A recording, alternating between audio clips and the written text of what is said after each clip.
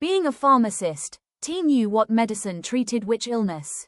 Yet this time, despite having gone through many types of cough medicine, from mild to strong, even multiple courses of antibiotics, the relentless coughing attacks continued to torment her for a long time. Some nights, the silence was torn apart by her coughing that pierced through the darkness. Her throat was dry, her face flushed red.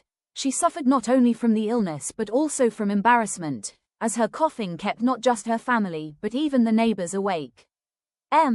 T's husband would hear her coughing and fumble out of bed. Don't delay anymore. Tomorrow morning, arrange your work. I'll take you to HN City for a checkup. I've been treated in many places, taken all kinds of medicine, but it doesn't go away. T struggled between coughs. We can't just leave it like this. Let's go to a higher level hospital. Maybe they can treat it. Exhausted, T collapsed, breathing heavily. Before she could recover, another coughing fit struck, repeating throughout the night. Only occasionally could she doze off for a few minutes. Early the next morning, before sunrise, she woke her husband, her breath broken like a fish out of water. Please, take me to HN City. Her husband hadn't slept much either. He woke immediately, hurriedly packed their things, and caught the earliest bus to HN City, hoping that advanced equipment and skilled doctors there could help end her suffering. While sitting in the waiting area, T's coughing echoed down the corridor, drawing everyone's attention. Other patients sympathetically let her go first. Are you the one who's been coughing out there? Yes. Let's run some tests. Your cough sounds severe. Please help me, doctor. I've taken so many medicines, but nothing works. Her husband carried their belongings while taking her from one test room to another. Several days later, the hospital returned the results. The diagnosis sheet, dated February 2022, stated, patient PTT, 38 years old, from HNM province, lung cancer. According to the doctor's estimate, she had only 3 months left to live. Her world collapsed. Already struggling financially while raising 3 children, the burden had been immense. T did not complain, but facing death at such a young age felt unbearably tragic. In the days that followed, their home was filled with gloom. Her husband refused to give up, selling everything of value to pay for her treatment, but nothing improved. In fact, she grew weaker. Don't be sad anymore. Don't try so hard. There's nothing left to sell. You must stay strong to raise our children. I accept this fate. Her husband's eyes reddened, but he dared not cry in front of her. Between coughs, T continued, I want to go to HL Pagoda in plural. There's a practice group led by Sister DC. I want to learn Buddhism. All right, I'll take you tomorrow. Maybe Buddhism can help in some way. That day, the sky was clear and bright. The gentle morning sunlight soothed her soul. In the peaceful temple setting, the sound of bells blended with chanting from the lecture hall. Sister DC came out to greet her. You've arrived. Come in. Why are you standing outside? Yes, T replied softly and followed her inside. Understanding T's situation, Sister DC shared, death is not the end. We simply shed this temporary body and take on another life. What that next life will be depends on your actions, good or bad.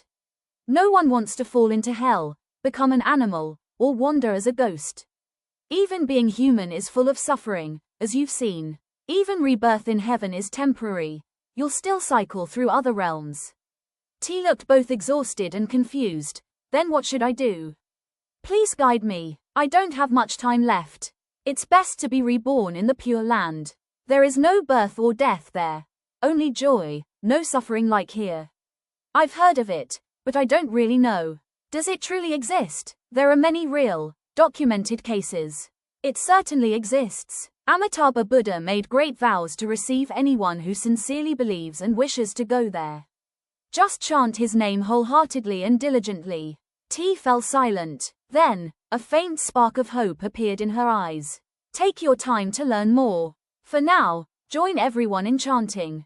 Yes, thank you. Though she had never studied Buddhism before, perhaps due to karmic affinity from past lives, she immediately developed faith and began chanting, aspiring for rebirth in the Pure Land. After her first session, she felt a gentle joy and peace within. From then on, she diligently chanted with the group for 6 months. Though her illness remained, her coughing lessened, and her health stabilized. The family anxiously awaited the 3-month mark predicted by doctors, but 6 months passed. T chose to chant continuously, day and night, walking, standing, sitting, lying down, always reciting, Namo Amitabha Buddha. Under a sunset sky, T held her husband's hand, watching their children play in the yard. Sooner or later, I will leave. My only wish now is to reach the Pure Land. Please live well. Her husband didn't fully understand, but seeing her calmer and less distressed, he encouraged her practice. Time passed quickly. By April 2024, more than 2 years since her diagnosis. During the Qingming season, she wished to return to her hometown to offer incense to her ancestors. After returning, she felt unusually weak and asked the group to come chant with her each evening. The house atmosphere was both heavy and quietly expectant. Her family struggled to accept the impending loss, though she had already lived far beyond the initial prognosis. Meanwhile, T's faith deepened. She let go of all attachments, wholeheartedly awaiting Amitabha Buddha to receive her. The group shared this aspiration and supported her. After 3 evenings of chanting, on the 4th, after Sister DC gave guidance, T softly said, "Tomorrow, I will go." Sister DC smiled gently. "Where will you go?" "To the Pure Land." "Are you certain?" T didn't elaborate, only repeated, "Tomorrow, I will go." Her husband dismissed it. Where are you going? Just keep chanting. You'll get better and stay with us. After the group left, T looked at him. "Tomorrow night, I will go." Don't say such things. Get some rest. The next evening, as usual, the group came. T lay there, silently chanting. Seeing everyone, she looked at each person as if expressing gratitude, then quietly breathed her last, on April 13, 2024. Her husband was overwhelmed, panicked, and tearful. T, yesterday you said you would go tonight. I thought you were just saying things, but you really left. The group, having been told in advance and familiar with such cases, remained calm and continued chanting through the night. T's face appeared peaceful, with a gentle, fulfilled smile.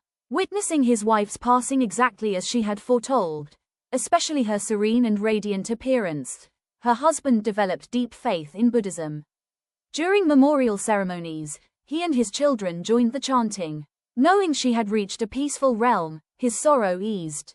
After one session, he said to Sister DC, "The Dharma is truly wondrous. From now on, my children and I will chant diligently and come here more often. We will turn toward the Dharma to gain such benefits."